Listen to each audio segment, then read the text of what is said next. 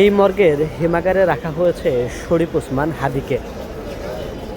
হাদির নিথর দেহ এখানে রয়েছে। জাতীয় হৃদরোগ ইনস্টিটিউট ও হাসপাতালে এই চিত্রটি এই মুহূর্তে।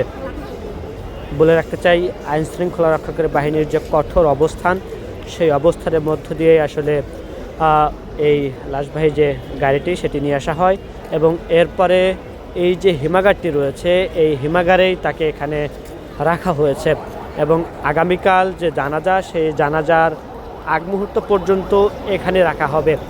এবং যদি বলে রাখি যে এখানে যখন তার মৃতদেহটি আনা হয়, তার মৃতদেহবাহী যে লাশবাহী যে গাড়িটি এখানে যখন প্রবেশ করে, তখন আমরা দেখতে পেয়েছি উপদেষ্টা যারা রয়েছেন তারা কিন্তু তার গাড়ির সাথেই প্রবেশ করেন এবং এরপরে কিছুক্ষণ আগে তারা কিন্তু এই জাতীয় হৃদরোগ ইনস্টিটিউট থেকে তারা বের হয়ে গেছেন।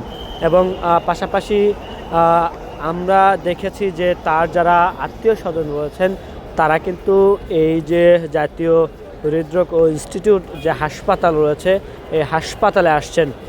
টানা তৃতীয়বার অর্জন করেছে দেশের সেরা সুপার ব্র্যান্ড স্বীকৃতি প্রিয় মুক্তি শেষবারের মতো দেখার জন্য এই হাসপাতালে আসছেন। দর্শক, এই মুহূর্তে আপনাদের সরাসরি দেখানোর চেষ্টা করছি সেই চিত্রটি। দর্শক, আপনারা দেখছেন কালের কণ্ঠ, সাথে রয়েছি আমি আব্দুল হামিদ। এই মুহূর্তে জাতীয় হৃদরোগ ইনস্টিটিউট হাসপাতাল থেকে আপনাদের সর্বশেষ চিত্রটি আসলে দেখানোর চেষ্টা করছি। দেখতে পাচ্ছেন যে হাসনাত আবদুল্লাহ এবং আক্তার হোসেন তারা কিন্তু এই হাসপাতাল থেকে চলে যাচ্ছেন। দর্শক, আপনারা দেখছেন কালের কণ্ঠ, সাথে রয়েছি আমি আব্দুল হামিদ।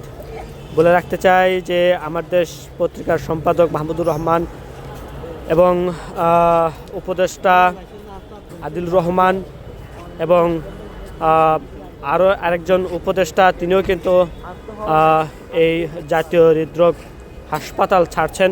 সেই চিত্র দেখতে পাচ্ছেন কালের কণ্ঠ ফেসবুক পেজের মাধ্যমে। দর্শক, আপনারা দেখছেন কালের কণ্ঠ, সাথে রয়েছি আমি আব্দুল হামিদ।